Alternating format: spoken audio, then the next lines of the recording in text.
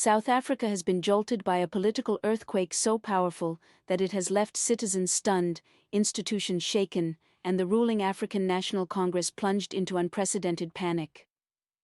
New and explosive revelations suggest that President Cyril Ramaphosa and former President Jacob Zuma may both be entangled in an ongoing corruption scheme, an allegation so seismic it threatens to tear the ANC apart from within and redefine the country's political landscape for years to come. A party once hailed as the guardian of South Africa's democracy is now facing a crisis of legitimacy that could permanently alter its future.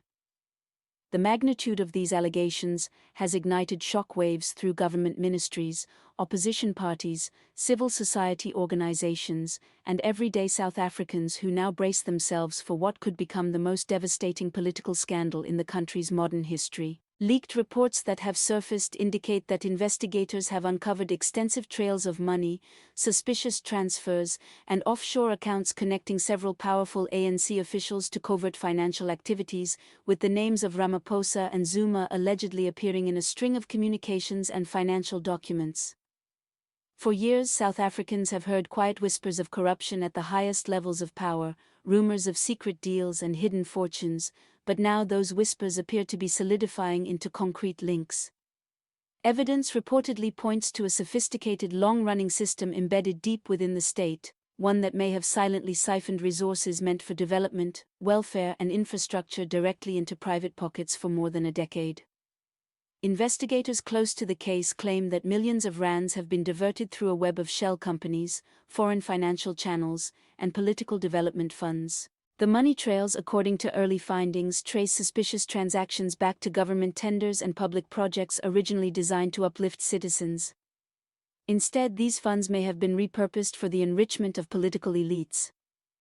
For many South Africans, the revelations strike the deepest nerve, a sense of betrayal that runs far beyond anger.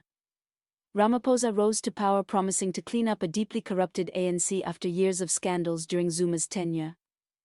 He painted himself as a reformer determined to restore integrity, transparency, and accountability to a party long tarnished by factionalism and greed.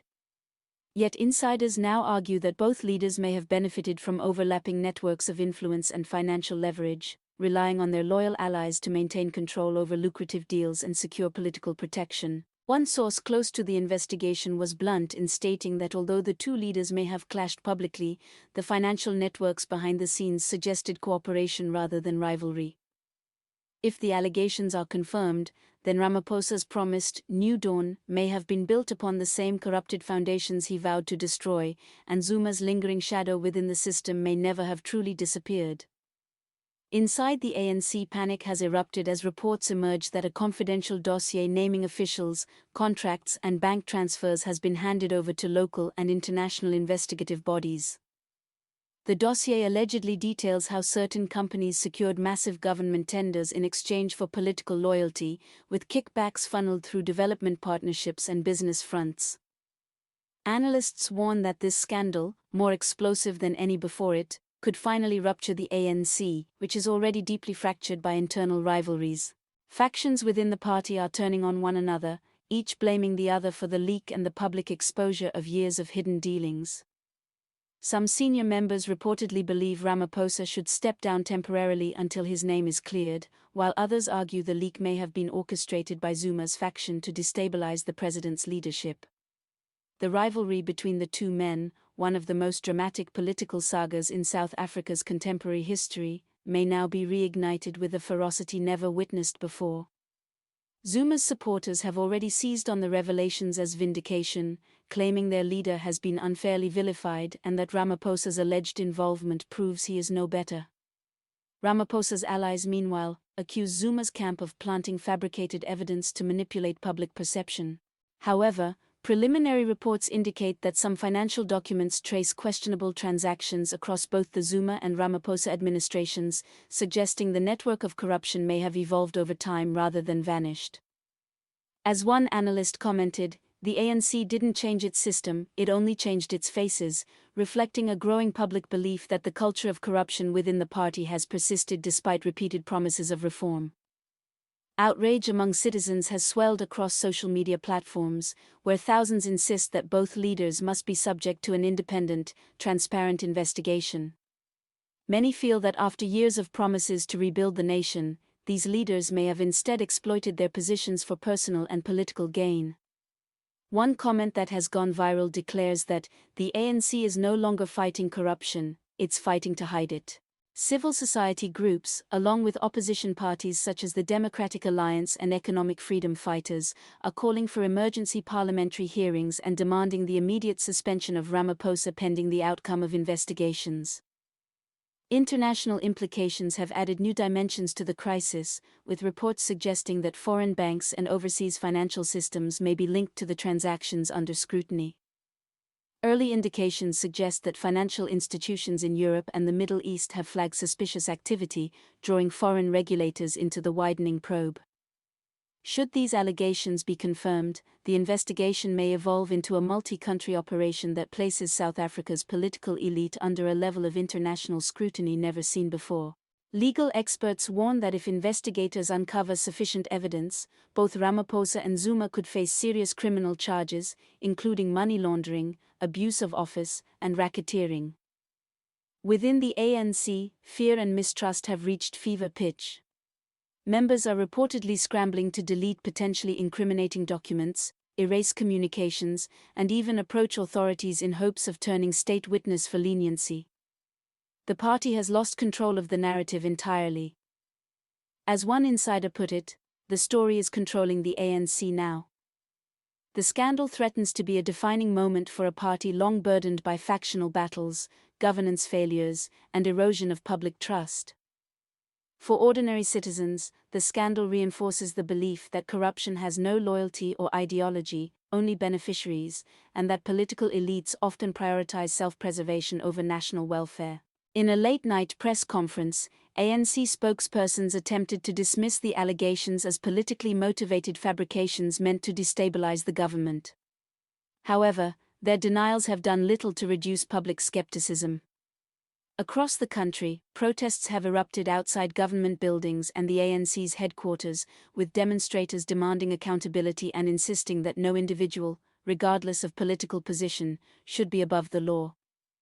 Opposition parties continue to leverage the scandal to challenge the ANC's grip on power, calling for motions of no confidence, forensic audits, and swift legal action. Meanwhile, civil society organizations are mobilizing nationwide campaigns urging authorities to conduct fair, impartial, and independent investigations to restore public trust in weakened institutions. The internal political dynamics of the ANC have become increasingly volatile, with Ramaphosa's allies accusing rival factions of plotting a coordinated campaign to remove him, while Zuma's supporters celebrate the scandal as proof of Ramaphosa's alleged hypocrisy. Behind closed doors, top officials are reportedly consulting both legal experts and political strategists as they weigh survival tactics or seek ways to exploit the crisis to gain power. Analysts warn that continued infighting and public exposure could irreparably damage the ANC's cohesion and electoral prospects, particularly with the 2026 national elections approaching rapidly. If these predictions come true, the consequences for the ruling party could be catastrophic. A party once seen as a symbol of liberation and unity may instead be remembered for succumbing to the same corruption it once claimed to oppose. Commentators suggest that the coming weeks will be critical as the African National Congress faces a stark choice. Take decisive action to investigate and discipline those implicated, or risk a collapse that could reshape the entire political order. The revelations have also cast a harsh light on the fragility of trust in political leadership. South Africans already grappling with economic hardship, high unemployment, and severe inequality are now confronting the possibility that the very top of their government may have been compromised. As investigators trace financial networks, interview key figures, and examine offshore accounts, questions continue to multiply. How large is the corruption network? Who else was involved? Can the ANC survive? Or is this the beginning of the party's unraveling? International observers are monitoring developments closely as the scandal expands beyond South Africa's borders. Claims that illicit funds may have passed through foreign financial systems have brought global attention to the crisis.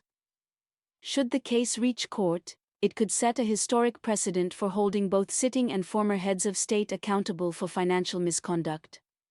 Public outrage shows no sign of fading, with millions of South Africans sharing theories, leaked information, and demands for justice across social media.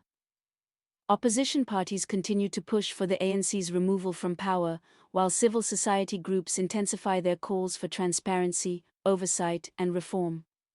Uncertainty hangs heavily over the nation as the political drama deepens. Analysts predict that the fallout could lead to resignations, prosecutions, or a total restructuring of the ANC's leadership. The party now stands at the most precarious moment in its history, its future uncertain, its credibility endangered, its unity fraying. As South Africa watches the scandal unfold in real time, one thing is clear. The country has entered a defining chapter, one that will shape its governance, institutions, and political identity for years to come. The decisions made in the coming days and weeks will determine not only the ANC's destiny but the future trajectory of South Africa's democracy. The storm has arrived and the world is watching as the nation confronts one of the most critical crises in its political history.